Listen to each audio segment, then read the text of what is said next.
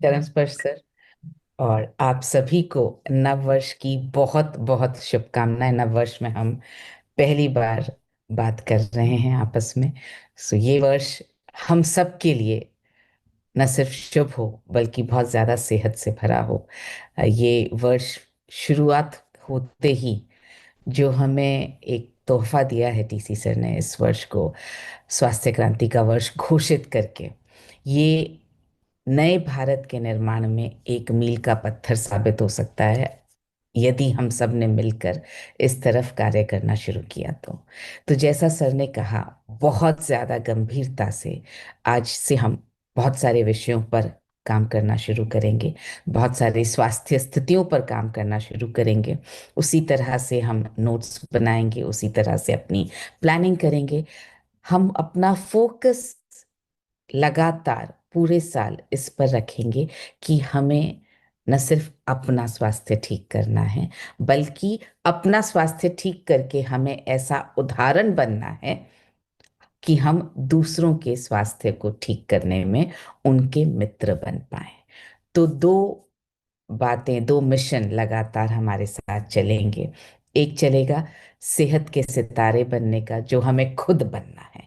अपने जीवन का सितारा हमें खुद बनना है, या अपने परिवार में, आपके परिवार में जितने भी लोग हैं, इमीडिएट परिवार में, उनको भी हमें सेहत का सितारा बनाना है। तो ये तो हुआ हम पर काम करने के लिए, खुद पर काम करने के लिए सेहत का सितारा बनेंगे। अब जब हम सेहत का सितारा बनेंगे, अपना एक एग्जाम्पल खड़ा कर देंगे, तो जो विश्वास हमें खुद पर आएगा कि ये सीड्स का जो फॉर्मूला है वो असर दिखाता है, वो इफेक्टिव है। जब मेरी सेहत बदल सकती है तो मैं अब किसी और की सेहत को बदलने में मदद कर सकता हूं या मदद कर सकती हूं। तो मुझे अधिकार मिल जाएगा, मौलिक अधिकार, किसी और की सेहत में उनकी मदद करने का। तो मैं बन जाऊंगी सेहत मित्र, किसी और की सेहत का मित्र। तो वो हमें करना है ये पूरा साल। सेहत के सितारे और सेहत मित्र, यही बनने पर हमारा फोकस होना चाहिए। तो जब हम सेहत की बात करते हैं, सेहत कभी भी किसी भी दिन एक जैसी नहीं रहती। आज आपकी सेहत जैसी है वैसी एक घंटे बाद भी नहीं रहेगी। सेहत बहुत डायनामिक है, बदलती रहती है। तो आपको अपनी सेहत में भी बहुत बदलाव रोज नजर आएंगे। और जिनसे आप बात कर रहे हैं, जो आपके परिवार का हिस्सा है, आपके अभियान में आपके साथ हैं, उनसे भी आप महसूस करेंगे, उनसे बात करके, कि उनकी सेहत भी हर रोज बदल रही है। तो जब हर रोज कोई चीज बदलती है तो उस बदलाव को हम एक्सेप्ट भी कर पाएं और हम उस बदलाव के हिसाब से सलाह भी दे पाएं, इतना हमें अपने आप में निपुण होना पड़ेगा। आज बात करेंगे एक ऐसी कंडीशन की जो सेहत के सितारे में तो हमारे लिए पहली कंडीशन है ही, नए भारत के निर्माण में सबसे इम्पोर्टेंट स्वास्थ्य की स्थिति है, जिसको ठीक करना जरूरी है, क्योंकि ये न सिर्फ आज की जनरेशन बल्कि आने वाली पीढ़ियों को भी बहुत ज्यादा प्रभावित करती है। और जाहिर है जो चीज आने वाली पीढ़ियों को प्रभावित करेगी वो, उसका संबंध महिला से ज्यादा होगा। क्योंकि आने वाली जनरेशन को जन्म देने का जो आशीर्वाद प्राप्त है, जो तोहफा प्राप्त है, वो महिलाओं को ही है। तो हम बात कर रहे हैं अनीमिया की। अनीमिया न सिर्फ अभी आज प्रेजेंट में जो बिटिया है उसको प्रभावित कर रही है, बल्कि आगे जाकर के उसकी गर्भावस्था, उसके बच्चों को भी प्रभावित करेगी। इसलिए भारत में सबसे ज्यादा जनसंख्या होने के बावजूद हम सेहत के मामले में बहुत पीछे आते हैं दुनिया के देशों में। जहाँ पे पॉपुलेशन सबसे ज्यादा हो, जनसंख्या सबसे ज्यादा हो, उस देश की तो ताकत होनी चाहिए ना, उसके लोग, उनकी सेहत। मगर ऐसा है नहीं। तो हमें, जब हम नए भारत के निर्माण का लक्ष्य लेकर के चल रहे हैं, तो जो रूट कॉजेज हैं, हमें जड़ से चीजों को, जड़ से स्वास्थ्य स्थितियों को ठीक करना पड़ेगा। तो अनीमिया है क्या, होता क्यों है, इसको थोड़ा सा अगर हम समझ लेंगे तो हमें किसी को भी समझाने में बहुत आसानी होगी। कई बार लोग बिल्कुल एक्सेप्ट करने से मना कर देते हैं कि हमारे घर में अनीमिया जैसी कोई प्रॉब्लम नहीं हो सकती। इनफैक्ट लोगों ने अनीमिया का नाम सुना ही नहीं होता है।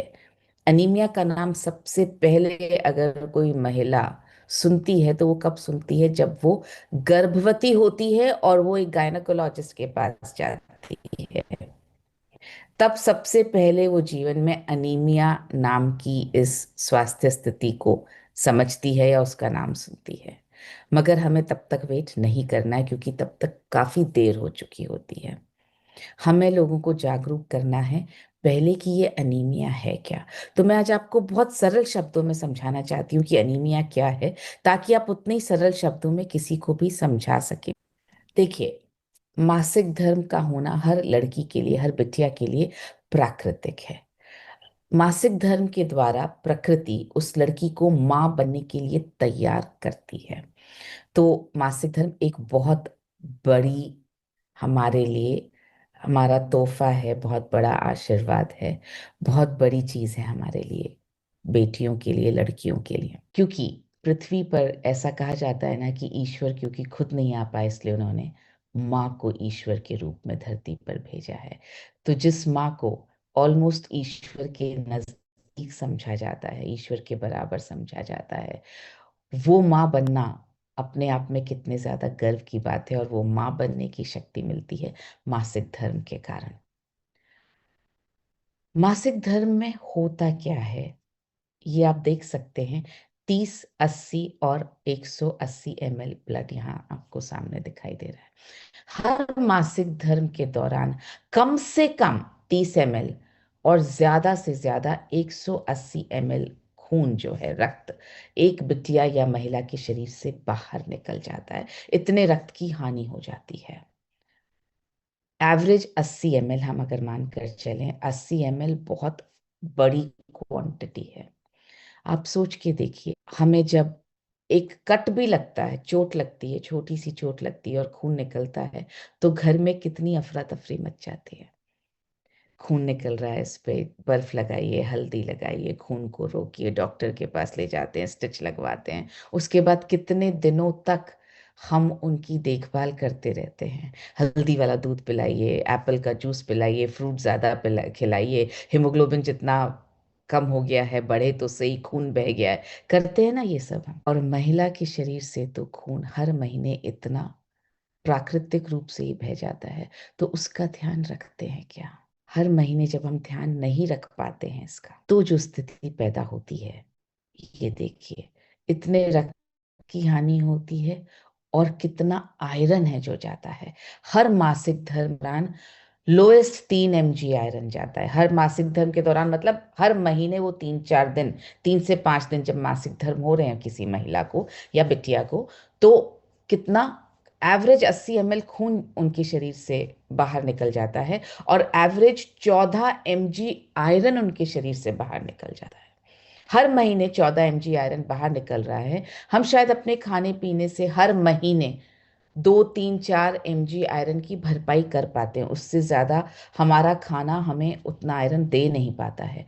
तो ये जो हर महीने आयरन की कमी बिटिया के शरीर में पैदा होती रहती है, होती रहती है, होती रहती है, उससे जो स्थिति पैदा होती है, उसको कहते हैं आयरन डेफिशिएंसी अनीमिया। तो इसका मतलब क्या हुआ, हर महीने इस स्थिति को, इतने आयरन को बॉडी को मिल को सप्लाई होना जरूरी है, ताकि आयरन डेफिशिएंसी अनीमिया की स्थिति पैदा ना हो। तो बहुत शॉर्ट में आपको मैंने समझाया। आई एम श्योर ये बहुत सिंपल चीज थी। दो आपको याद रखनी है संख्याएं, कि 80 ml रक्त जो है एवरेज तौर पर एक बिटिया या एक महिला के शरीर से हर महीने मासिक धर्म के दौरान बाहर निकल जाता है। और उसके कारण हर महीने 14 mg आयरन एवरेज तौर पर उनके शरीर से बाहर निकल जाता है। ये मैं अपनी मर्जी से नहीं कह रही हूँ, ये देखिए साइंटिफिक स्टडी का लिंक भी नीचे दिया हुआ है। ये साइंटिफिक स्टडी के हिसाब से मैं आपको बता रही हूँ कि कितना रक्त बाहर निकलता है, कितने रक्त की हानि हो जाती है। और जब इस रक्त की भरपाई नहीं होती है हमारे जीवन शैली के वजह से, हमारी जीवन शैली ऐसी है कि इस रक्त की भरपाई करना हमारे लिए मुश्किल हो जाता है, तब लगातार ये स्थिति जब बनी रहती है तो इसको बोलते हैं आयरन डेफिशिएंसी अनीमिया।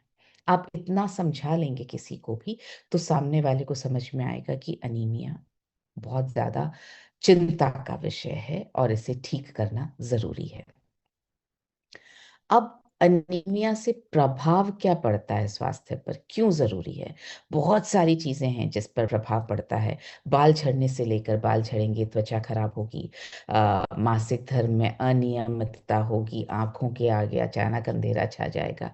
एक बहुत बड़ा प्रभाव जो बेटियों के शरीर पर पड़ता है वो है उसकी शारीरिक और उसके सेक्सुअल अंगों का विकास कम हो पाता है, हाइट कम बढ़ती है। और जब सेक्सुअल अंगों का विकास कम हो पाता है तो आगे जाकर के वैवाहिक जीवन में परेशानियां बढ़ती चली जाती हैं। और उस समय वो सही समय है ही नहीं इसको ठीक करने का, क्योंकि ये तो ठीक तब करना था जब उसको मासिक धर्म शुरू हुए थे। सांस लेने में कठिनाई होगी, चक्कर आएंगे, सिर दर्द होगा, थकान होगी, छाती में दर्द होगा, सीढ़ियाँ चढ़ने पर पैरों में ऐंठन होगी, कम भूख लगेगी, हाथों पैरों में सूजन, नाखून जल्दी टूटेंगे, जल्दी बीमार पड़ेंगे, इम्यूनिटी कम होगी, लंबाई कम होगी। हमारे देश में एवरेज तौर पर महिलाओं की लंबाई दूसरे देशों के कंपैरिजन में बहुत कम है। एवरेज लंबाई आप अमेरिका की सुने, वहाँ की बेटियों की, वहाँ की लड़कियों की लंबाई होती है 5'4", 5'5", 5 5 फीट 5 इंच। हमारे यहाँ पे 5 फीट है एवरेज लंबाई। तो हम ऐसे इफेक्ट्स होते हैं अनीमिया की जो पूरी जिंदगी चलेंगे। हाइट आपकी कम रह जाएगी या सेक्सुअल अंगों का विकास मुश्किल से होगा। ये ऐसे इफेक्ट हैं जो, ऐसे प्रभाव हैं जिनको हम बाद में ठीक नहीं कर सकते हैं। गर्भावस्था के साथ भी बहुत सारी जटिल समस्याएं जुड़ी हुई हैं अगर अनीमिया है तो। इसीलिए गायनेकोलॉजिस्ट गर्भावस्था के समय बहुत ज्यादा जोर देती हैं कि आपका हेमोग्लोबिन सही होना चाहिए, आपको अनीमिया नहीं होना चाहिए। लेकिन हमारे यहाँ पर समस्या ये कि हम गर्भावस्था के समय ही अनीमिया पर बात करते हैं, उससे पहले नहीं करते। तो अब हमारे पास ये ताकत है कि हम उससे पहले भी बात कर पाएं और उसका सल्यूशन दे पाएं। सो गर्भावस्था के समय आप देख रहे हैं बहुत सारी परेशानियां हो सकती हैं, और ये परेशानियां उस बच्चे के साथ भी जीवन भर चल सकती हैं। तो एक कमजोर माँ एक कमजोर बच्चे को ही जन्म देगी, और अगर जन्म से किसी बच्चे में कुछ कमजोरियां रह जाएंगी तो सोचिए उसका जीवन कितना ज्यादा दूभर होने वाला है। तो हमारे लिए ये बहुत बड़ी जिम्मेदारी है कि हम इसका सल्यूशन बता सकें। प्रॉब्लम को तो बहुत छोटे में हमने बता दिया, समझा दिया, सल्यूशन को हमें समझना जरूरी है। तो आइए सल्यूशन को समझते हैं। हमारा सल्यूशन सिंपल भी है और याद रखने में आसान भी बहुत है। सीड्स, सॉल्यूशन का नाम है seeds, SEEDS। For sleep, E for exercise, E for emotional health, D for diet और S फॉर सप्लीमेंट्स। कोई भी एक चीज असर नहीं दिखाएगी। ऐसा नहीं होगा कि मैंने आज से नींद लेना बहुत अच्छी तरह से शुरू कर दिया है, क्वालिटी स्लीप, मुझे बहुत अच्छी नींद आती है, तो मेरा अनीमिया ठीक हो जाएगा? तो नहीं। मैं क्या एक्सरसाइज कपालभाति में रोज करने लगूं 100 बार तो मेरा अनीमिया ठीक हो जाएगा? नहीं। ये सीड्स जो है मुट्ठी है, हमारी ताकत है, ये मिल करके अनीमिया को ठीक कर पाएगी। एक कोई भी चीज अकेले ठीक नहीं कर पाएगी। इसलिए ये सब चीजें एक साथ समझना जरूरी है। आज तक हम सिर्फ सप्लीमेंट्स पर बात करते रहे, मैक्सिमम हमने डाइट पर बात की है, लेकिन ये समझ में आने लगा है कि सिर्फ डाइट और सप्लीमेंट्स बदलने से भी उतना अच्छा असर नहीं होता जितना बाकी चीजों, सीड्स को पूरा पालन करने से होता है। तो यहाँ पर मैं आपको वो चीजें बता रही हूँ जो अनीमिया को बहुत ज्यादा इम्पैक्ट करती हैं। कम से कम 8 घंटे की नींद लेना जरूरी है बिटिया के लिए। तो महिलाएं भी 8 घंटे की नींद की तरफ अपना लक्ष्य रखेंगी तो बहुत अच्छा रहेगा। अक्सर महिलाएं ये कहती हैं कि घर का काम निपटाते निपटाते ही देर हो जाती है, तो इसलिए 8 घंटे की नींद नहीं ली जाती। अगर आप कोशिश करेंगे, सुबह उठने का समय हमारा तय है सबका, क्योंकि स्कूल जाना है, ऑफिस जाना है, खाना बनाना है, लंच बनाना है, नाश्ता बनाना है, पानी आएगा, मेड आएगी, या घर के काम करने हैं, बहुत सारी चीज़ें हमारी लाइंड अप रहती हैं, इसलिए हम उठते तो सही समय समय पर हैं। प्रॉब्लम है हमारे सोने का समय। तो कोशिश करें, अगर 5 बजे आपको उठना है तो उससे 8 घंटे पीछे आप काउंट करके 9 बजे के आसपास अपना प्लान बनाना शुरू कीजिए। आप कोशिश करेंगे तो 90 दिन में आपकी कुछ आदतें डेफिनेटली बदल जाएंगी। ज्यादा भरे पेट पेट बिस्तर पर मत जाइए। कम से कम 2.5 से 3 घंटे पहले आपका खाना हो जाना चाहिए। ये जो कहा जाता था कि भूखे पेट न तो भजन होता है और न भूखे पेट नींद आती है, ये गलत है। भूखे शायद भजन, अगर भूखे पेट नींद तो बहुत अच्छी आती है, क्योंकि आपका पेट एकदम रेस्ट की स्थिति में होता है।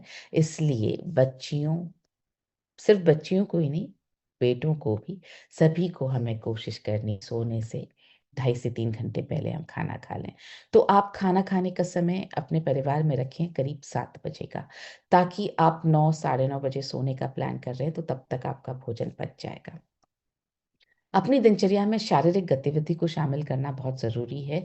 बेटियां, और स्पेशली पीरियड शुरू होने के बाद तो हम उनकी शारीरिक गतिविधियों को ऑलमोस्ट जीरो करवा देते हैं। बच्चे बहुत खेलते हैं, लेकिन जैसे ही बेटियों को पीरियड्स हुआ, हमें लगने लगा बेटियां हो रही हैं, हम बोलते हैं अब खेलना कूदना बंद, एक्सरसाइज करना बंद। मतलब एक्सरसाइज की तो हम बात ही नहीं करते, खेलना कूदना बंद करवाते हैं। और शादी के बाद तो महिलाओं के लिए व्यायाम करना बहुत ऐसे नेचुरल नहीं माना जाता है।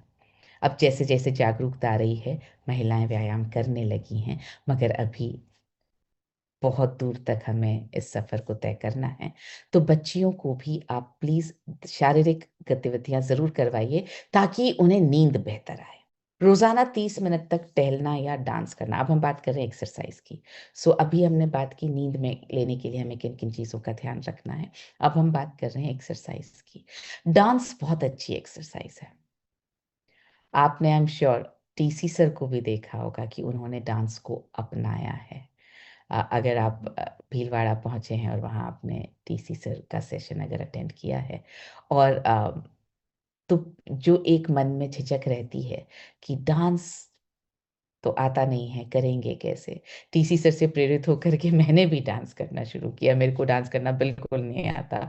और तो जब मैंने उन्हें देखा तो मैंने कहा, जब सर अपनी झिझक को छोड़ करके और सर इसको अपना सकते हैं, तो फिर मैं तो हुई क्या, मैं क्यों नहीं अपना सकती हूँ। तो डांस एक बहुत अच्छी एक्सरसाइज है, इससे मन भी बहुत खुश रहता है। टहलना ऑफ कोर्स एक अच्छी एक्सरसाइज है, मगर डांस से आपका मन बहुत खुश रहेगा। तो कोशिश करें, बच्चियों को तो आप ज़रूर डांस करना सिखाएं। और महिलाएं जितनी हैं, आपको किसी और के सामने नहीं करना हो तो आप बंद कमरे में करें, मगर डांस करना एक अच्छी एक्सरसाइज है। धूप का सेवन करना बहुत ज़रूरी है, क्योंकि विटामिन डी आपकी आरबीसी, रक्त कोशिकाओं के विकास में बहुत मदद करता है। तो धूप का सेवन आधा घंटा सुबह करें या आधा घंटा शाम को करें। धूप के सेवन करते समय बच्चियों को आप बता सकते हैं कि वो अनुलोम विलोम प्राणायाम करें या कपालभाति प्राणायाम करें साथ में, उसी वक्त धूप के सेवन के साथ। सुबह का समय बहुत अच्छा है, सूर्योदय होते ही अगर धूप का सेवन किया जा सके तो उसकी आप आदत डलवाएं। 15 मिनट तक कपालभाति प्राणायाम करने से 15 मिनट में करीब 100 बार कपालभाति प्राणायाम हो जाता है। का जो स्वास्थ्य है वो बहुत बेहतर बना रहता है, और आपकी गायनोकोलॉजिकल हेल्थ भी बहुत अच्छी बनी रहती है। ये एक ऐसी एक्सरसाइज है जो आपकी गायनोकोलॉजिकल हेल्थ में बेहद मददगार है। इसके बाकी फायदे तो बहुत सारे हैं ही। पेट पे वजन नहीं रहेगा, आपकी लंग की हेल्थ भी अच्छी रहेगी, आपका वजन कम होगा, ये तो फायदे हैं ही। लेकिन अनीमिया के हिसाब से कपालभाति के बहुत सारे फायदे हैं। ये रक्त के स्वास्थ्य को, उसकी क्वालिटी को और उसकी क्वांटिटी दोनों को बेहतर बनाने में मदद करता है। अब आते हैं इमोशनल हेल्थ पर। बच्चियों को इमोशनल हेल्थ, अपने इमोशंस को हैंडल करना, मैनेज करना हमें सिखाना पड़ेगा, क्योंकि बच्चियां अपनी मम्मियों को देख करके अपनी इमोशनल हेल्थ को हैंडल करना सीखती हैं। और हमारे देश में तो स्पेशली हमें पता है, महिलाएं बहुत ज्यादा स्ट्रेस में रहती हैं। तो जो महिलाएं स्ट्रेस में रहती हैं उनकी बच्चियां ऑटोमेटिकली स्ट्रेस में रहना सीख जाती हैं। हमें एक्टिवली बच्चियों की खुशी के लिए काम करना पड़ेगा, और ये काम पूरे परिवार को मिलके करना पड़ेगा। आपको बेसिक चीजें ही बदलनी पड़ेंगी। जैसे अगर गुस्सा तो कम आता है, निराशा ज्यादा होती है, निराशा ज्यादा फ्रीक्वेंट होती है। कोई भी चीज हमारे मन के मुताबिक ना हो तो हमें निराशा होती है, और बच्चियों को ज्यादा होती है, महिलाओं को ज्यादा होती है। तो हमें कोशिश करनी है कि हम किसी तरह से जो भी आपके मन को पसंद हो वो एक्टिविटी करके अपनी निराशा को दूर करें। आजकल तो यूट्यूब पर भी बहुत सारे वीडियोस हैं, इंस्पायरिंग वीडियोस हैं। गुरुकुल हम ज्वाइन करके अपनी निराशा को दूर करें, पुरानी तस्वीरों को देख सकते हैं, अच्छी यादों को ताज़ा कर सकते हैं, अच्छी बातें कर सकते हैं, अच्छे फ्यूचर की बात कर सकते हैं, विजन बोर्ड बना सकते हैं कि आगे हमारे साथ क्या क्या होने वाला है। तो ये हमें एक्टिवली करना है। कोई हॉबी जरूर अपनी बच्चियों को की आदत डलवाइए। जितनी महिलाएं हैं हमारे घरों में, उन्हें भी कोई ना कोई हॉबी आप जरूर कोशिश करें कि आप कोई हॉबी का विकास करें। अक्सर शादी के बाद सारी हॉबीज महिलाएं छोड़ देती हैं। डांस करेंगी अगर बचपन में, या शादी से पहले डांस करती होंगी तो डांस, शादी के बाद डांस करना छोड़ देंगी, गाना गाना छोड़ देंगी। शादी के बाद एक ही हॉबी रह जाती है, खाना बनाने की। बाकी चीजें कहीं हम छोड़ने लग जाते हैं। तो आप छोड़े ना कोई एक हॉबी। गार्डनिंग बहुत अच्छी हॉबी है, म्यूजिक बहुत अच्छी हॉबी है, इन हॉबीज, पढ़ना बहुत अच्छी हॉबी है। अगर लिखने का शौक है, बहुत महिलाओं को लिखना बहुत अच्छा आता है, कविताएं करना आता है, तुकबंदी कर सकते हैं। तो ये हॉबीज आप डेवलप करें प्लीज। अब आते हैं डाइट। वैसे तो डाइट में आपको बहुत सारी चीज़ों का ध्यान ऑटोमेटिकली रखना आ ही जाएगा जब हम सीड्स पर बात लगातार करते रहेंगे। अनीमिया की दृष्टि से कुछ चीज़ें हमारे डाइट में ज़रूर शामिल होनी चाहिए, जैसे पालक, चुकंदर, गाजर, खजूर, करी पत्ता, और बहुत सारे बीज। ये सब बहुत मदद करते हैं आयरन के लेवल को बढ़ाने के लिए। तो इन्हें कच्चा भी खाया जा सकता है, इनका जूस भी बनाया जा सकता है। मैंने यहाँ जूस बनाने के लिए इसलिए बोला है क्योंकि जूस पीने में आसान है। रोज कच्चा शायद खाने की इच्छा ना हो, क्योंकि टेस्टी भी होना चाहिए। तो इसमें आप थोड़ा सा स्वाद अनुसार नींबू का रस, नमक वगैरह मिला करके अगर आप बना करके बिटिया को देंगे या महिलाएं पियेंगी तो ये बहुत मदद कर पाएगा। पीवीएमएफओ बहुत ज़रूरी है नाश्ते में, क्योंकि प्रोटीन भी चाहिए आपके रक्त को बढ़ाने के लिए, विटामिन्स और मिनरल्स भी चाहिए, और ओमेगा 3 भी चाहिए। तो इसको आप लगातार, पीवीएमएफओ का सेवन लगातार करें। इसमें अगर बच्चियां या महिलाएं गामा ओरिजिनॉल भी ऐड कर पाए, एंटीऑक्सीडेंट, तो आजकल की जो जीवन ये हमारी, इतने ऑक्सीडेंट्स हमारे आसपास हैं, तो उसमें भी वो रक्त की को इम्प्रूव करने में डायरेक्टली मदद नहीं करेगा, लेकिन ऑक्सीडेंट्स को जब बॉडी से निकालने में मदद करेगा तो ऑटोमेटिकली आपकी रक्त की क्वालिटी बेहतर बनती जाएगी। तो पीवीएमएफओ का इस्तेमाल जरूरी है। गुड़ में आयरन बहुत अच्छा होता है हमारे यहाँ पर, जो देशी गुड़, जो केमिकल फ्री गुड़ आता है। और ये ताकत सिर्फ इंडिया की है, इंडिया के बाहर तो इस तरह से गुड़ केमिकल फ्री मिलता ही नहीं है। यहाँ पर हमारे पास में गुड़ जैसी चीज़ है जो ट्रेडिशनली बहुत ज़्यादा आयरन रिच मानी जाती है। तो दोपहर और रात के खाने के बाद एक छोटा गुड़ का टुकड़ा आप ले सकते हैं। इससे दो चीजें हो जाएंगी, आपकी मीठा खाने की इच्छा भी पूरी हो जाएगी, और आपको आयरन भी मिल जाएगा। नींबू के रस का सेवन बढ़ाना बहुत जरूरी है। विटामिन सी जो है वो आयरन के एब्जॉर्प्शन में बहुत मदद करता है। नींबू का रस विटामिन सी का बेहतरीन सोर्स है और बहुत ज्यादा इफेक्टिव सोर्स है। नींबू के रस का एक और बहुत अच्छा इफेक्ट है, ये आपकी एसिडिटी को कंट्रोल में रखता है। तो नींबू के रस का सेवन बढ़ाएं, जिसमें भी हो सके नींबू डालें, दाल में, सूप में, सलाद में, जूस में, और कुछ नहीं तो पानी में मिला करके भी, जो पानी आप दिन भर पीती हैं उसमें भी मिला करके अगर नींबू का रस मिला करके रख लिया जाए और दिन भर वही पानी पिया जाए तो वो बहुत मदद करेगा। ये तो सब्जियों, जितनी भी हरी सब्जियां उनका सेवन हमें ज़्यादा करना है, ताकि उनमें सब में आयरन है। जितनी हरी और लाल रंग की सब्जियां आपको मिलती हैं सब आयरन रिच हैं, तो आप उनका सेवन ज़्यादा करें। अनीमिया की स्थिति में घी बहुत लाभदायक है, कच्चा घी, पका हुआ नहीं। मतलब आप घी में सब्जी बनाने की बजाय कोशिश करें कि आप सब्जी बिना घी के बनाएं या बहुत थोड़े से घी में बनाएं, लेकिन ऊपर से कच्चा घी जरूर खाएं। सब्जी में डालकर, दाल में डालकर, खिचड़ी में डालकर, दाल चावल अगर आप खा रहे हैं तो किसी में भी आप कच्चा घी ऊपर से डालने की आदत डालें, तो ये बहुत मदद कर पाएगा। पके घी के कंपैरिजन में कच्चा घी ज्यादा मददगार है। अंजीर, किशमिश, अखरोट, बादाम, ये सब रात को भिगो करके सुबह खाना बहुत इफेक्टिव है। वैसे भी हमारे इंडिया में ट्रेडिशन रहा है सुबह हम ड्राई फ्रूट्स भीगे हुए खाने का, तो इसको आप कंटिन्यू करें। अंजीर को भी 2 अंजीर आप भिगोएं, बहुत अच्छी तो नहीं लगेगी खाने में मगर सेहत के लिए ज़रूरी है। तो पर मेरी आदत हो गई है, खाते खाते आदत हो जाती है, तो आप अंजीर, किशमिश, अखरोट और बादाम ये ज़रूर आप रात को भिगो दें और सुबह आप खाएं। चाय कॉफी से परहेज करें। चाय और कॉफी दोनों आयरन के एब्जॉर्प्शन को कम करते हैं, तो हो सके तो आप ना पिएं, लेकिन अगर आदत है तो कम करने की कोशिश करें। दिन में 2-3 कप पीने की आदत है तो कोशिश करें कि 1 आध कप आप कम पिएं। अगर नहीं कम हो पाती है तो इतनी तो आप जरूर कोशिश करें कि दूध डाल करके, जो उबाल करके हम चाय पीते हैं वो ना पी करके आप ब्लैक टी पिएं, तो वो बेहतर रहेगा। रात को कॉपर के बर्तन में पानी रखने से सुबह वही पानी पीने से आयरन के अवशोषण में मदद होती है। आजकल कॉपर का पानी बहुत जगह बताया जा रहा है और बहुत सारे लोग गलती ये करें कि पूरे दिन कॉपर का पानी पीते हैं, वो नहीं करना है। पूरे दिन कॉपर का पानी नहीं पीना है, सिर्फ 1 ग्लास सुबह कॉपर का पानी आपकी आयरन एब्जॉर्प्शन में मदद कर सकता है। तो रात को आप 1 ग्लास कॉपर की ग्लास भर करके आप रखें पानी, या जग में भी रख रहे हैं तो आप 1 ग्लास ही सुबह पिए, उसके बाद आप नींबू डला हुआ पानी आप पूरे दिन पी सकते हैं। खाना बनाने के लिए आपको सही तेल के चुनाव की बहुत ज़रूरत है। तेल जो है वो हर सब्जी में हमारे यहाँ काम में लिया जाता है। तेल, मतलब कोई भी सब्जी बनती है तो सबसे पहले रेसिपी में बोला ये जाता है कि तेल को आप कढ़ाई में तेल को डालें और गर्म करें। हमारे यहाँ खाने में तेल को गर्म करना एक एसेंशियल चीज है। जब तेल को गर्म किया जाता है तो बहुत सारे तेल ऐसे होते हैं जो ऑक्सीडेंट्स पैदा करते हैं, जिनको गर्म नहीं किया जाना चाहिए, मगर हम सभी तेलों को एक जैसा मान करके सभी तेलों को गर्म कर देते हैं। एक तेल आप ऐसा चुनें जो गर्म करने पर भी ऑक्सीडेट नहीं होता है, जो गर्म किया जा सकता है, हाई टेम्परेचर तक किया जा सकता है। ऐसे तेल का चुनाव करें जो ऑक्सीडेंट्स नहीं बनाता है या बहुत कम बनाता है, ताकि हमारे ही खाने से हमारे शरीर में ऑक्सीडेंट्स ना जाएं। अब आते हैं न्यूट्रिएंट्स पर, सप्लीमेंट्स पर।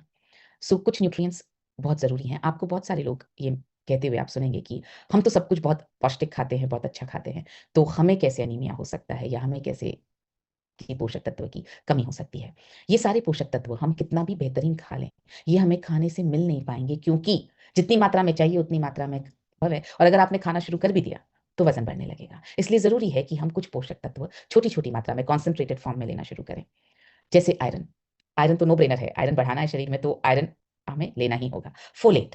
फोलेट की बात या फोलेट का शब्द, ये न्यूट्रिएंट का नाम आपने गर्भावस्था के दौरान ही सुना होगा। आपके घर में जब भी कोई महिला गर्भवती हुई है तब आपने फोलेट का नाम सुना होगा कि गायनेकोलॉजिस्ट कहती है फोलेट लेना बहुत जरूरी है। फोलेट सिर्फ गर्भावस्था के लिए ही नहीं, फोलेट हर उम्र में, बच्चियों से लेकर महिलाओं तक सबके लिए जरूरी है, क्योंकि ये नई लाल रक्त कोशिकाओं को बनाने में मदद करता है और इसीलिए गर्भावस्था में स्पेशली दिया जाता है। मगर सिर्फ गर्भावस्था तक सीमित नहीं रखना है इसको। फोलेट आपके शरीर के लिए रोजाना जरूरी है। विटामिन B12 बहुत जरूरी है, कॉपर बहुत जरूरी है, इसीलिए आपने देखा होगा मैंने कॉपर के ग्लास में पानी पीने का सजेशन आपको दिया है। इसी तरह से विटामिन ए बहुत जरूरी है, क्योंकि ये लाल रक्त कोशिकाओं के निर्माण में मदद करता है। प्रोटीन बहुत ज्यादा जरूरी है, क्योंकि प्रोटीन वो एसेंशियल अमीनो एसिड्स प्रदान करता है जो हेमोग्लोबिन बनाने के लिए आवश्यक हैं। प्रोटीन के बिना आप हेमोग्लोबिन को इकट्ठा करके नहीं रख सकते। इनफैक्ट हेमोग्लोबिन वर्ड में ही प्रोटीन है। जो हेमोग्लोबिन वर्ड है वो बना है हीम और ग्लोबिन से। हीम का मतलब आयरन, ग्लोबिन का मतलब प्रोटीन। तो हेमोग्लोबिन तो बना ही प्रोटीन से है, इसलिए हमें अपने शरीर को पर्याप्त प्रोटीन देने की आवश्यकता है ताकि हेमोग्लोबिन पर्याप्त मात्रा में हमारा शरीर बना सके। विटामिन सी तो मैंने अभी आपको बताया बहुत जरूरी है, क्योंकि आयरन आप खा भी लेंगे, अवशोषित नहीं होगा अगर विटामिन सी पर्याप्त मात्रा में शरीर में नहीं है तो विटामिन सी वो चाबी है जो आयरन को आपके शरीर के हर सेल में भेजती है। मैग्नीशियम बहुत जरूरी है और ओमेगा 3 बहुत जरूरी है। विटामिन सी ने एब्जॉर्प्शन के लिए आयरन को भेजा आपके शरीर में, आपके सेल में, लेकिन अगर सेल की परत इतनी मोटी है कि वो आयरन उसको क्रॉस ही नहीं कर पा रहा है तो आयरन बढ़ेगा ही नहीं आपके शरीर में, हेमोग्लोबिन बढ़ेगा ही नहीं। इस परत को फ्लेक्सिबल, इसकी मेम्ब्रेन को फ्लेक्सिबल रखने का काम करता है ओमेगा 3, ताकि आप जो भी खा रहे हैं उसका न्यूट्रिशन, उसकी न्यूट्रिशन वैल्यू जो है वो आपके सेल्स को मिलती रहे। ये सारे की सारे सप्लीमेंट्स ये सारे के सारे न्यूट्रिएंट्स बहुत जरूरी हैं। अब सवाल ये है कि ये सब मिलेंगे कहाँ पर। तो हमें पता है कि ये मिलेंगे न्यूट्रीचार्ज वुमेन में। मैं अभी कुछ दिन पहले लंदन गई और इस बार मैंने डिसाइड किया कि मैं वहाँ की सबसे बड़ी फार्मेसी में जा करके वहाँ के सप्लीमेंट्स को मैं देख करके आऊंगी कि अगर वहाँ कोई कोई सप्लीमेंट हमसे बेहतर है तो हम भी क्या अपने सप्लीमेंट में कुछ और चीज़ों को ऐड करके उनको बेहतर बना सकते हैं। इस दृष्टि से मैं देखने के लिए गई थी। वहाँ की एक फार्मेसी चेन है जो यूके की सबसे बड़ी फार्मेसी चेन है, जिसका नाम है बूट्स। मैं वहाँ देखने के लिए गई और मुझे बहुत ज़्यादा आश्चर्य हुआ और खुशी भी हुई। वहाँ जितने मल्टीविटामिन्स और मिनरल्स महिलाओं के लिए रखे हुए थे, वहाँ उस चेन का जो तरीका है वो सप्लीमेंट्स रखने का बहुत अलग तरीका है। वो बहुत, क्योंकि बहुत सारे सप्लीमेंट्स बहुत सारी चीजें सेल करते हैं, तो महिलाओं के लिए सप्लीमेंट्स का अलग सेक्शन है उनके यहाँ, पुरुषों के लिए सप्लीमेंट्स का अलग सेक्शन है, बच्चों के लिए सप्लीमेंट्स का अलग सेक्शन है, लिवर हेल्थ के सप्लीमेंट्स का अलग सेक्शन है, क्योंकि वो दुनिया भर की कंपनियों के सप्लीमेंट्स वहाँ पर रखते हैं। तो मैं जब महिलाओं के सप्लीमेंट्स के सेक्शन में गई तो मुझे वहाँ पर बहुत सारी दुनिया भर की कंपनियों के वाइटामिन और मिनरल्स दिखाई दिए और बहुत बड़े बड़े पोस्टर्स भी दिखाई दिए। तो एक पोस्टर जो बहुत बड़ा पोस्टर था और उसमें बहुत बड़े बड़े शब्दों में लिखा हुआ था 28 विटामिन और मिनरल से भरपूर, मतलब containing 28 vitamin and minerals for women.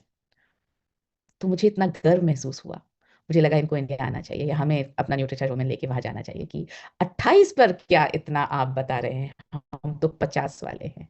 और वो भी क्लिनिकली प्रूवन स्टेटस के साथ में खड़े हैं, प्रूव करके आए हैं कि हेमोग्लोबिन बढ़ाता है। वो लोग अनीमिया के बारे में तो बात कर ही नहीं रहे थे, वो तो सिर्फ विमेन हेल्थ ही बोल रहे थे, क्योंकि उनको मालूम है कि उनका विटामिन मिनरल शायद उतना हेमोग्लोबिन नहीं बढ़ाता, उतना अनीमिया को ट्रीट नहीं कर सकता है।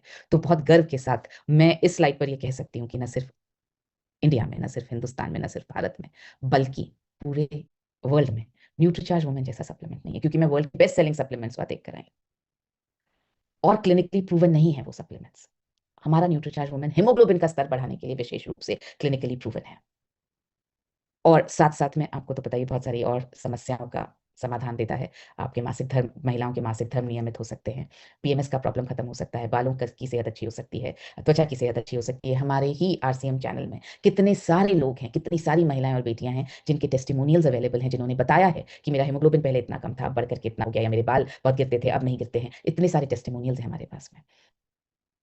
न्यूट्रीचार्ज वेज ओमेगा प्रतिदिन एक कैप्सूल, अगेन मुझे बताते हुए बहुत गर्व महसूस होता है। वेजिटेरियन है, हम प्रकृति का नुकसान कर ही नहीं रहे। अगर हम निर्माण की बात करें तो हमको किसी और नुकसान को बचाना भी तो होगा, तो हम प्रकृति का नुकसान भी नहीं कर रहे। प्लांट बेस्ड है, उससे बना है ये कैप्सूल। लोग वेजिटेरियन ओमेगा 3 ढूंढते रह जाते हैं, मिलता नहीं है, हमारे पास में है।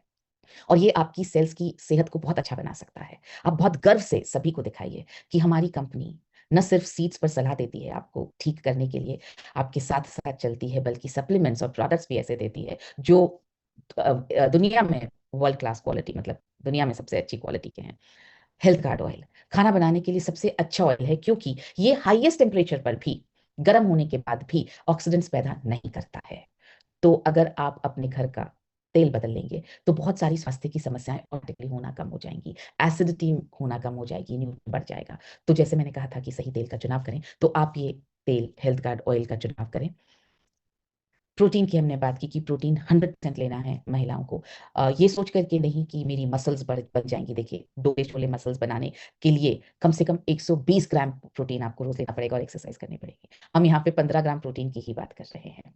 तो इसलिए इतना प्रोटीन तो जरूरी है आपकी मांसपेशियों को सिर्फ स्वस्थ रखने के लिए, आपकी रक्त कोशिकाओं को पोषण देने के लिए, आपकी रोजमर्रा की ऑयलिंग के लिए।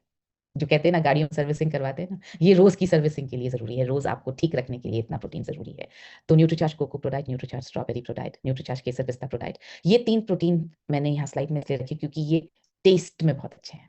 तो जिन जिन महिलाओं को, महिलाएं थोड़ी, मैं खुद महिला इसलिए जानती हूँ, टेस्ट को लेके थोड़ा सा ज्यादा रहता है कि अच्छी चीज होगी, टेस्टी होगी तभी हम खाएंगे, हेल्थ के लिए हम थोड़ा कॉम्प्रोमाइज करने में थोड़ा सा पीछे रह जाते हैं। तो टेस्ट के मामले में ये दोनों प्रोटीन बहुत अच्छे हैं। अगर आपको ऐसा लगे कि नहीं टेस्ट नहीं चाहिए, हमें तो ऐसा चाहिए जो मैं मिक्स कर सकूं, तो न्यूट्रीचार्ज ऑल प्रो बहुत अच्छा ऑप्शन है हमारे पास में।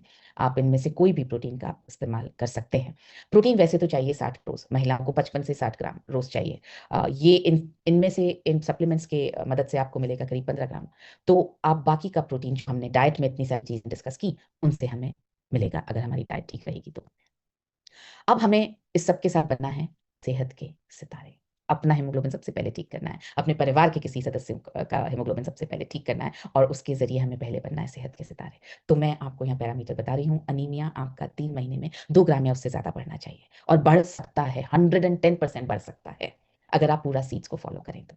और पहले दिन और 90 दिन की लैब की रिपोर्ट दिखानी होगी। अगर आपने अब तक लैब से टेस्ट नहीं करवाया है, करवा लें। ऐसा भी हो सकता है आपने लैब से टेस्ट बहुत पहले करवाया, आपका हेमोग्लोबिन ऑलरेडी बढ़ चुका है, तो भी आप वो रिपोर्ट सबमिट कर सकते हैं। आपको बिल्कुल सेहत के सितारे के लिए तब भी कंसिडर किया जाएगा, अगर ऑलरेडी बढ़ चुका है तो। पर रिपोर्ट जरूर होनी चाहिए। वर्बली बताने से शायद उतना इफेक्ट नहीं आएगा, तो आप लैब से टेस्ट जरूर करवा के रिपोर्ट दिखाएं। अनीमिया की सामान्य पैरामीटर है हीमोग्लोबिन के लिए, जो हीमोग्लोबिन अनीमिया कंसिडर किया जाएगा या नहीं कंसिडर किया जाएगा, उसके लिए जो हीमोग्लोबिन के सामान्य पैरामीटर है वो यहाँ आपके सामने है। महिलाओं में हीमोग्लोबिन अगर 12 ग्राम से कम है तो वो अनीमिया की श्रेणी में काउंट होता है। पुरुषों में अगर 14 ग्राम से कम है तो वो अनीमिया की श्रेणी में आता है। अगर आप आरसीएम का हिस्सा है तब तो पुरुषों में 13 ग्राम से कम को ही आप अनीमिया की श्रेणी में मान लीजिए। आपका हीमोग्लोबिन 13 ग्राम से ज़्यादा बढ़ा हुआ होना चाहिए, और महिलाओं में 12 ग्राम से ज़्यादा बढ़ा हुआ होना चाहिए। तो ये सीड्स को फॉलो करके हमें बनना है सेहत के सितारे, और सीड्स को फॉलो करके हमें बनना है सेहत के मित्र। तो ये दोनों काम हमें करने हैं। इस पर सीड्स पर और ज्यादा जानकारी के लिए ये देखिए, मैं आपको ये देखिए इतने लोगों के टेस्टिमोनियल, ये जो बिफोर एचबी और आफ्टर वाला एचबी आप देख रहे हैं, इन सब की रिपोर्ट्स हैं हमारे पास में, इसलिए यहाँ पर हैं ये एचबी का नंबर। आप देखिए 9.2 से 12.9, 8.3 से 11.8, 9 से 13.9, 9.2 से 13.5, 11 से 13.1, 10 से 14.6, ये सारे रिजल्ट्स हैं। ये रिजल्ट्स आप दिखा सकते हैं, देखिए अनएंडिंग रिजल्ट्स हैं इतने सारे लोगों। तो हमारे यहाँ तो हमने तो न सिर्फ बाहर एक क्लिनिकल ट्रायल करवाया, बल्कि हमारे अभियान से जुड़ी हुई महिलाओं के साथ भी क्लिनिकल ट्रायल करवाया हमने। कैसे करवाया? हमने इन सब महिलाओं से बात की, 500 महिलाओं से हमने फोन पर बात की, और आधा घंटा वही क्वेश्चनेयर भरवाया जो क्लिनिकल ट्रायल में हॉस्पिटल में भरवाया गया था। वही क्वेश्चनेयर उनसे भरवाया हमने, पूछ पूछ के हमने भरा फोन पर। और रिजल्ट ये आया कि जो क्लिनिकल ट्रायल में आया था 3 महीने में एवरेज 2.5 ग्राम हेमोग्लोबिन बढ़ता ही है, वही रिजल्ट हमें अपने अभियान से जुड़ी हुई महिलाओं का आया कि 3 महीने में उनका भी हेमोग्लोबिन 2.5 ग्राम या उससे ज्यादा बढ़ा ही। तो हमारे लिए तो ये डबल क्लिनिकली प्रूवन सप्लीमेंट है। बाहर 100 महिलाओं का टेस्ट हुआ डॉक्टर की निगरानी में, और हमने 500 महिलाओं का सर्वे किया यहाँ पर। तो जितना कॉन्फिडेंस ये सप्लीमेंट हमें दे रहा है, उसके जरिए और सीड्स के जरिए हम मिशन 15 करोड़, जो हमें 15 करोड़ महिलाओं को अनीमिया से मुक्त करना है, हमें अपनी अपनी हिस्सेदारी उसमें अब आज डिटरमाइन करनी चाहिए कि हम कितनी महिलाओं तक इंडिविजुअली पहुंचेंगे। ये ना सोचें कि 15 करोड़ हैं तो उनको करना है, उनको करना है, मुझे तो नहीं करना। तो ऐसा नहीं करना है। अपनी जिम्मेदारी, अपनी हिस्सेदारी, हमारा इसमें 15 करोड़ में कितना योगदान होना चाहिए, उसका आज आप थोड़ा सा कैलकुलेशन कीजिए। और आज से आई एम श्योर सीड्स सुनने के बाद आपको बहुत कॉन्फिडेंस आया होगा कि मैं अच्छी सलाह दे सकता हूँ या दे सकती हूँ। सर के पास चलते हैं। बहुत बहुत धन्यवाद मनीषा जी, और सभी साथियों आपको भी बहुत बहुत शुक्रिया कि बहुत ध्यान से मैं देख रहा हूँ कि आज जितना ध्यान से आज सुन रहे हो उतना ध्यान से सुनते हुए पहले कभी नहीं देखा। तो आप बहुत ज़्यादा अच्छी तैयारी में हैं, इसके लिए बहुत बहुत बधाई। देखिए साथियों, आज अभी क्या करते हैं, पहले तो हम बाकी के सब्जेक्ट को सबको भूल जाते थे एक बार के लिए।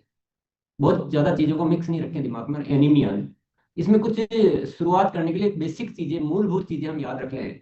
पहले तो एक नाम ध्यान रखें कि चाहे एनीमिया बोल रहे हैं, चाहे खून की कमी बोल रहे हैं, चाहे हीमोग्लोबिन की कमी बोल रहे हैं, चाहे आयरन की कमी बोल रहे हैं, ये 3 4 शब्द हो सकते हैं अलग अलग। कंफ्यूज नहीं होना, ये सब एक ही बात है। अगर मनीषा जी करेक्ट कर दे अगर मैं कहीं गलत हूँ तो। क्योंकि कई बार क्या होता है कि कोई अलग शब्द आ जाता है तो हम ये सब एक ही है। कई बार अनीमिया में कंफ्यूज हो जाते हैं लोग, अनीमिया क्या है, कोई अलग चीज है क्या है। तो खून की कमी, रक्त की कमी, लाल कणों की कमी, हीमोग्लोबिन की कमी, ये सब एक ही शब्द है, एक ही। तो ये चीज ध्यान रखनी है हमें। दूसरी चीज जो हमारी रीडिंग ध्यान रखनी, 12 14, बहुत सिंपल है।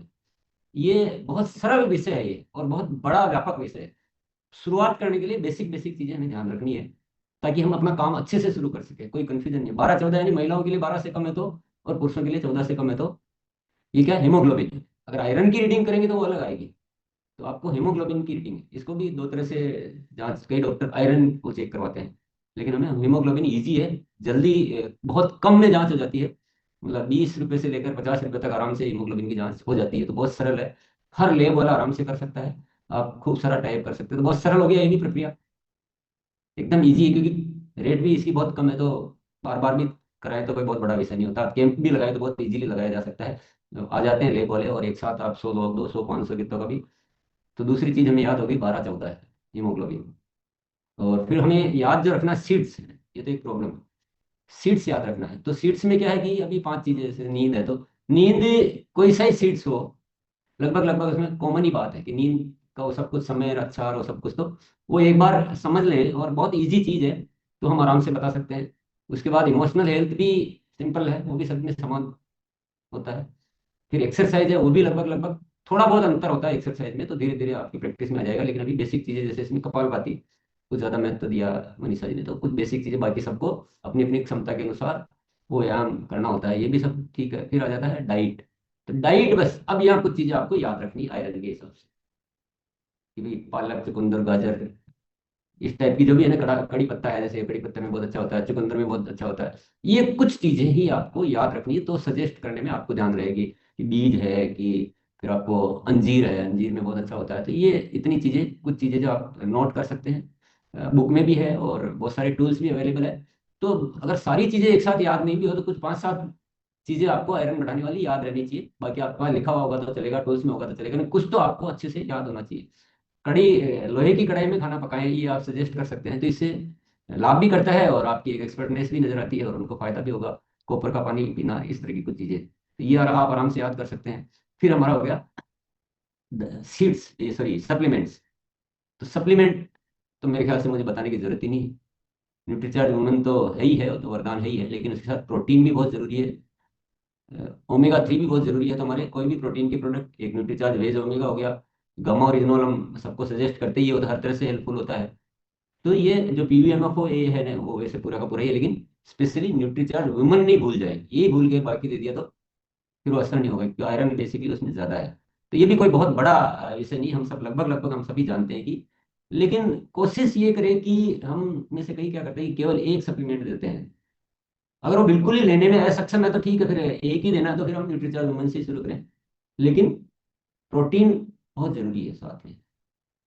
तो आप प्रयास करें कि वो न्यूट्रीचार्ज वेज ओमेगा भी ले ले, प्रोटीन भी ले ले। नहीं मान रहे हैं तो बात अलग है, लेकिन हम इंटेंशनली हम पहले ही डर के कि एक ही देना है, वो थोड़ा सा हमें सीखना है। बहुत लाभदायक है साथी। और आपने, मनीषा जी ने भी बताया कि हमारे जो सप्लीमेंट है, इसीलिए इनके रिजल्ट है, क्योंकि हमारे सप्लीमेंट दुनिया में नंबर 1 है, दुनिया में। और ये हम डंके की चोट पे कह सकते हैं। आप भी कितनी भी रिसर्च कर लो, किसी को भी रिसर्च करने के लिए दे दो, और रिजल्ट बोल रहे हैं, इसीलिए कोई इतने रिजल्ट नहीं ला पाता। तो बस इतनी सी चीजें ध्यान रखनी है। पर आज एक बड़ा संकल्प ले लिया हम, इसको कैंप लगाए आप, बड़े बड़े एक बैनर बना ले कि एनीमिया मुक्त भारत करके। अच्छा, एनीमिया, या आप एक बहुत बड़ी बात समझे कि आजकल पुरुषों में भी ये प्रॉब्लम बढ़ रही है। हिंदुस्तान के 50% पुरुषों में प्रॉब्लम है, महिलाओं में थोड़ी ज्यादा परसेंटेज में होगी। और महिलाओं में तो ये स्थिति कि कहीं कहीं आप किसी बेल्ट में तो जाएंगे तो 90% महिलाओं में कमी मिलेगी, कहीं 50 में मिलेगी, कहीं 70 में मिलेगी। तो आप इसको बड़े युद्ध स्तर पर बड़ा एक बार ये छेड़ें और एक चीज में परफेक्ट हो जाए। पहले आप एनीमिया में परफेक्ट हो जाए, फिर जिस दिन आपको लगे कि अब मुझे सब कुछ आने लग गया, फिर आप दूसरी चीज लें। एक साथ 10 चीजें हैं और 10 में आधे आधे, उससे अच्छा कि आप पहले इससे शुरू करें, क्योंकि ये बहुत ईजी है। यानी अगर हम रोग मुक्ति पे बात करें तो सबसे ईजी है एनीमिया पे काम करना, इसकी जांच भी सस्ती है। पैरामीटर भी याद रखने में दिक्कत नहीं है, कईयों कि हम भूल जाते हैं कि कोलेस्ट्रॉल किसका क्या होना चाहिए, एलडीएल कितना होना चाहिए, तो हमको कई बार हम हो जाते हैं, हालांकि होना नहीं चाहिए। परंतु एक चीज शुरू करके इसमें मास्टरी हासिल करें, जरूरत भी बहुत ज्यादा है, आसान भी है, और रिजल्ट भी 100% आते हैं। तो सारी चीजें बहुत बढ़िया है। तो एक बार इसको युद्ध स्तर पे छेड़ दें, 15 करोड़ वैसे ही ऊपर वाले ने निकलवाया हुआ है, तो हमारे हाथ में था नहीं इसको इधर उधर करना। तो हमारे हाथ में एक ही चीज है कि हम अभी युद्ध स्तर पर इस पे काम करें। तो चलिए कुछ